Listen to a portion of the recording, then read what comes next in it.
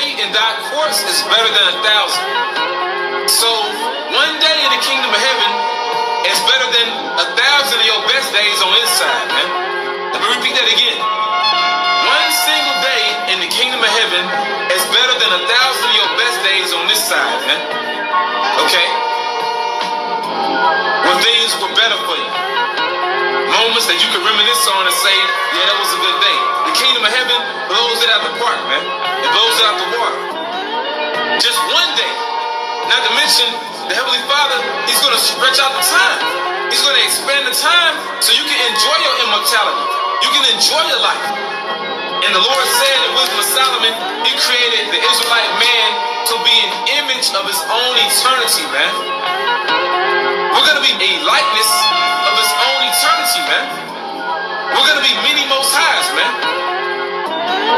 We're going to be many most highs. Okay? Gods on earth under Yahweh Shem Yahushua. And also what's going to make us gods? These laws, statutes, commandments, and us judging by the laws, statutes, commandments, but also these laws being in our inward parts, making us those perfect judges. Not to mention, we experience these different reincarnations in this wicked flesh, so we know how to judge the flesh. We know how to judge this body because we've been in this body many times. Okay? But once again, the kingdom of heaven is going to be patterned after the mind of Yahweh Shem Yahushua, man. A righteous paradigm.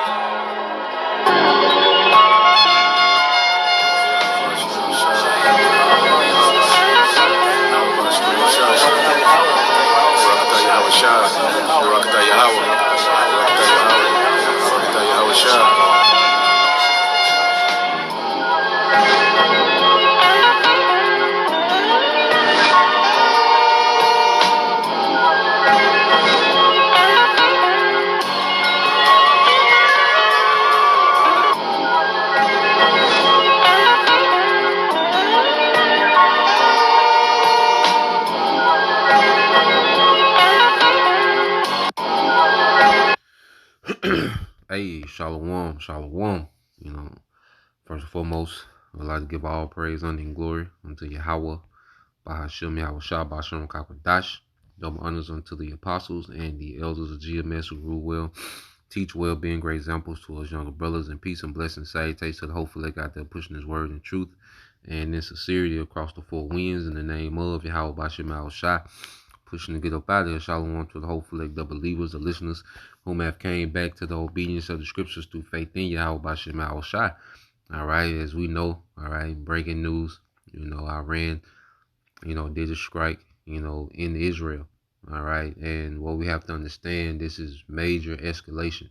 Okay, and we'll see, how it play out in these next couple of days. But this is something that has taken this conflict to another level. All right, because what we have to understand is Iran, has been indirectly, at war, with these small hats, these Israelis, for a while. All right, they will, when you see Hezbollah, Hezbollah is an extension, all right, what they call a proxy of Iran.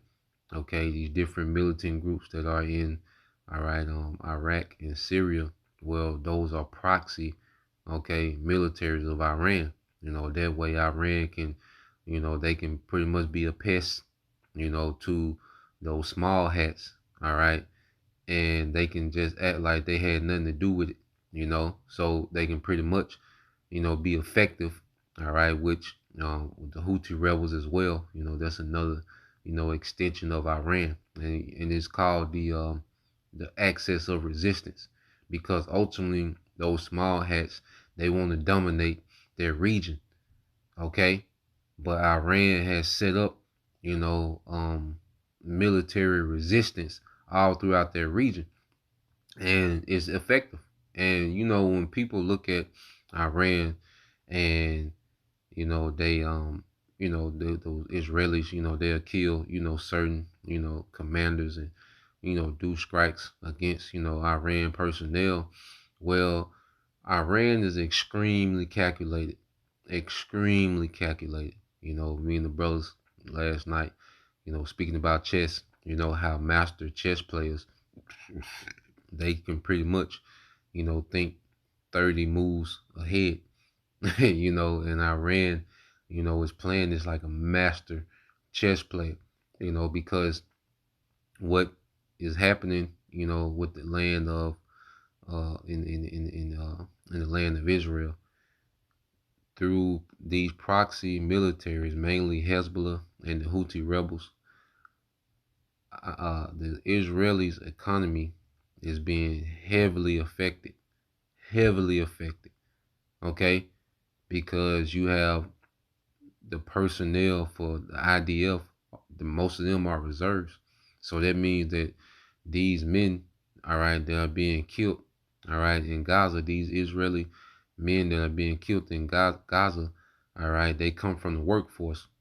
Okay, so you're not just killing a career soldier, you're killing someone who has, a career, you know, and most likely an essential, all right, career, and they're losing personnel. Okay, then you have 70,000 of those Israelis had to evacuate northern Israel because of the attacks from Hezbollah. Okay, and Hezbollah is doing just enough to keep those Israelis on their toes. So what's happened is the Israeli forces are spread thin. Okay, their economy is suffering. Because of uh, the slow traffic. The Houthi rebels redirecting ships to where they have to go around the whole country of Africa. Okay, to get to the Mediterranean Sea. When they could just come through, all right, through the Red Sea, which I say the Houthi rebels, have heavily, you know, um, have heavily, hindered, the flow of goods, into the land of Israel. Okay, so what we're seeing is the Israelis are losing. Okay, they're losing, and Iran, all right, has yet, all right, until yesterday to directly strike, all right, the Israelis, okay, the small hats. So I want to play this, and kind of expound on it, because what's happening is now that Iran has directly attacked those Israelis. Now, everyone's watching to see what the response will be. Will they directly attack, okay, Iran? Okay, because how the war escalation works is, when one force does something, the opposing force, all right, matches that. So if let's just give an example. If if I sink, okay, if one military sinks, all right, a navy vessel, okay, then the other military starts sinking navy vessels. All right, if I start attacking cargo ships with supplies, then the opponent started attacking my cargo ships carrying supplies. Okay, if I attack, if one military attacks the capital, then the other military will start attacking the opponent capital. So this was an attack on the capital, okay, of Israel. Okay, so I'm interested, I'm wondering if the Israelis are going to, attack Tehran, which is the capital of Iran. So that's the thing to watch for. We'll see, but this takes this conflict to a whole nother phase. Okay, ain't no turning back, and them proud devils. All right, hate to look weak. Okay, so I'm gonna play this. We'll expound on it a little bit. Well, yeah, just want to do a quick update. Not gonna make this long. Just want to kind of brief, you know, give everyone a briefing of what's going on. All right, what this means. So this is it. This is it. Oh boy, here we are. Everything is about to get a lot more expensive. You need to stock up now because this is going to imperil the global supply chain. The war with Iran. Now this guy's a prepper, so he's into stocking up and different things, which we know, hey, there's not going to be, there's nothing wrong with getting, extra things, but ultimately we know, all right, that, hey, our help come from the hills, all right, our help gonna come from on high, all right, because it's gonna be extremely bad out here, man, and things are just gradually, all right, going into all out chaos in the earth, man. And Israel has started. This is it. It started, and it's not going to de-escalate. Because even if Iran wasn't successful in any of its hits, which now they're starting to have a lot of successful hits, Israel vowed a very aggressive response. So this is only going to escalate, so you need to get whatever you need to do done now, because oil is going to spike. And they're going to try to suppress it as best as they can by depleting the half-empty strategic oil reserve. But that's not going to cut it, okay? Gold has already spiked once again. The stable coin that is pegged to it went up to $2,800 for an hour before retracing to $2,450. My friends, we need to really keep in perspective what's happening here. This cannot be understated. This is completely unprecedented. This is the war between Iran and Israel, the long anticipated one, 25, 30 years in the making, the one that they've been preparing for. And you know that this just isn't a one-sided affair. This takes two to tango. You know that our authorities had a hand in instigating this, and they surely plan on seeing it through, no matter what the outcome or the expense. This thing is going to get absolutely out of control. Right now, there are lineups for gasoline and supplies all across Israel, across Iran, and across Lebanon. Lineups of cars as far as the eye can see. We have people in grocery stores hoarding food. This is a harbinger for what may come here when we start seeing the collapsing supply chains, or the stress that this is going to put on commodities pricing. Now, everything is just going to hell at once. What you're looking at behind me here is a successful strike by the Iranians on an Israeli air base, okay? Negev Air Base, I believe. Work is not found. As well as other air bases throughout Israel being successfully struck by ballistic missiles. Now, CNN is saying that the largest volley of drones ever launched was launched tonight, against Israel, which is insane to think about. I mean, I'm still in awe that Iran actually did it. I'm still in disbelief, in spite of the fact that I warned people 3 months ago that this war was going to start right around the time, although I thought it might be a couple months later. I said before the election, but I'm still in disbelief, because Iran attacking Israel is exactly what Israel wanted, so that they can continue to wage war in the Middle East. And of course, Netanyahu will retain power and likely bring the United States into yet another conflict. This is going to escalate because Israel has vowed a response.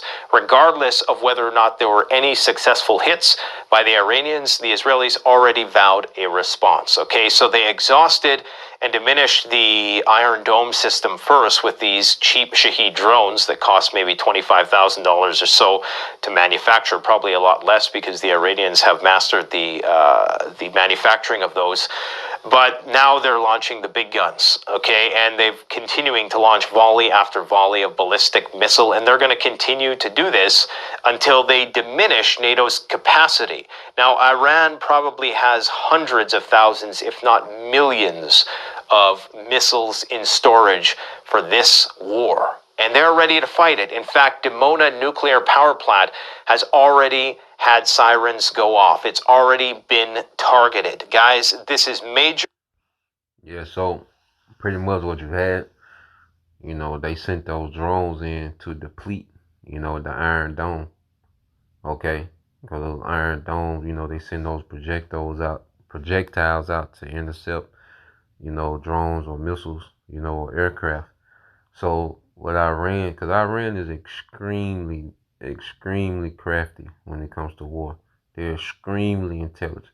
You know, as we study, these different militaries, Iran is extremely intelligent when it comes to warfare, and they have some high tech weaponry. Okay, so what they did, they sent those drones in, depleted, the Iron Dome, and then they started sending ballistic missiles. So they got the Iron Dome figured out. He's going to go into it. And what this is doing is putting more pressure on America to intervene. And this is what the Israelis want. They pretty much want America to come in and just obliterate Iran. Like, that's the goal of these Israelis, and that's why they keep poking at Iran, and pulling Iran into a direct conflict with these Israelis. And now they want America, and in their mind, they think America want to go into the ties between Iran, Russia, and China. All right, and it's gonna go into how this all ties in. All right, because it's not just gonna be America versus Iran. No, Russia has to be involved according to prophecy, and the Lord got it set up where Russia has major interest in Iran. All right, Iran can, and the Lord got it to where Russia, was in the spirit of being a guard to Iran, not just because, they're Putin, okay, and Ayatollah, okay, the Iranian leader, ain't because they drinking buddies, all right, they have real ties, all right, economically, geopolitically, and strategically, okay, and we're gonna get into that, Lord will, a little bit later on this morning, but I wanted to do this one, just to catch, so we all can be caught up. Cause I had to wake up and get caught up myself. I'll be watching things throughout the day. If y'all see something, send me something on the comment board, any video, and we're gonna get into it. Cause this is what we await. All right, this war is directly linked, okay, to our salvation, man. Okay, so let this play some more. You need to go out, you need to stockpile, you need to get whatever you need right now. I'm not trying to cause like a panic buying spree, but I'm just saying if there ever was a golden opportunity to get ahead of the panic that might ensue when this thing goes parabolic, this is it. This is the small window between here and Monday. I would say when the markets open. Now the markets are heavily manipulated, so it's possible that they can paper this one over some way, but the real money knows what's going on. The whales have bailed from Bitcoin, okay? Iran has threatened other countries that are party to the conflict. Jordan shooting down Iranian missiles. We have U.S. warships inbound. Biden is about to give a speech, if he's not already doing it, as I'm doing this video. The U.S. has engaged Iranian drones, so they are assisting Israel in shooting down these drones. Now, I thought there was going to be a olive branch extended, and potentially there would have been a window for peace there, but it looks like it's not going to be honored by the Israelis, because the Iran representative of the United Nations said this: conducted on the strength of Article 51 of the UN Charter pertaining to legitimate defense, Iran's military action was in response to the Zionist regime's aggression against our diplomatic premises in Damascus. The matter can be deemed concluded. However, should the Israeli regime make another mistake, Iran's response will be considerably more severe. It is a conflict between Iran and the rogue Israeli regime from which the U.S. must stay away. So Iran pretty much is saying, like, look, those Israelis, they attacked they did a strike on their embassy, the Iranian embassy in in Damascus, Syria. And they killed, some consultants, they killed a few commanders. And pretty much, when you attacking the embassy, that's like attacking, that land, whatever embassy it is, it's like attacking on their soil. So, so now Iran is like, look, pretty much they telling the world this between us and the small hats. This is between us and these Israelis. So they pretty much telling America, look, stand down. All right, but America not going to do that. Okay, because America has the role to play. Because America's involvement is going to lead to America's destruction. Okay, it's going to lead to the destruction of America, man. So let's get a few precepts, and I might let play a little more of that play. Okay, but Iran is like, look, y'all fall back. You know, tell America to fall back, but that's not going to happen. All right, it's Jeremiah 51:46, and it says, "Unleash your heart faint, and ye fear for the rumor that shall be heard in the land. A rumor shall both come 1 year, and after that in another year shall come a rumor, and violence in the land, ruler against ruler." Okay, and this is what we're seeing, you know, because these rumors goes to circulating stories. So, you know, like he said, this war has been in the making, you know, for decades between the Israelis and the Iranians. Okay, it's been in the making for decades.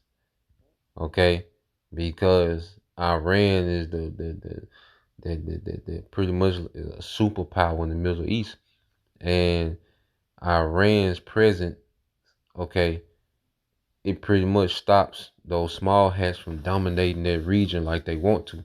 Okay, Iran is a major player in their region, and is stopping, all right, those small hats from dominating their region like they want to. Okay, so it's been a conflict, you know, that's been in the making, and hey, we're here. You know, we here. Like I said, we'll pay attention to it. You know, I doubt it dies down. You know, ever since October the 7th, nothing has died down. You know, and that was, you know, after you had that the moon with the ring of fire. You know, the eclipse where you had the moon. You know, looking as if it had a ring of fire on it, man. And it's been, you know, nothing but escalation ever since. Okay, so let's go here. All right, because America has to get involved, and this is why prophecy. See, prophecy is speaking. You know, like this is prophecy, man. Okay, this is how we know how this is going to go. Okay, nah, there ain't gonna be no de-escalation. No, America is not gonna stay out of it, no matter who's the president. All right, you had Trump tweet something like, you know, if he was president, we wouldn't be involved. No, this is bigger than a Democrat and a Republic, which that's phony anyway. Okay, this is bigger than that. All right, prophecy is speaking. Okay, now let's go here and get straight to the point. All right, this is Jeremiah 49:20 said, "Therefore hear the counsel of the Lord that he have taken against Edom." Okay, so the Lord has a counsel. You know, the Lord has a war council. What the scripture say? The Most High is what? A man of war. So he has a war council. All right, and he had his angels playing on the minds. All right, the angels are playing on the minds of these rulers. All right, to fulfill the counsel of the Lord. Okay. So you go here, Jeremiah 49:20 said, "Therefore hear the counsel of the Lord that he have taken against Edom, and his purpose that he have purpose against the inhabitants of Teman. Surely the least of the flock shall draw them out. Surely he shall make their habitations desolate with them." And we always go into this word draw.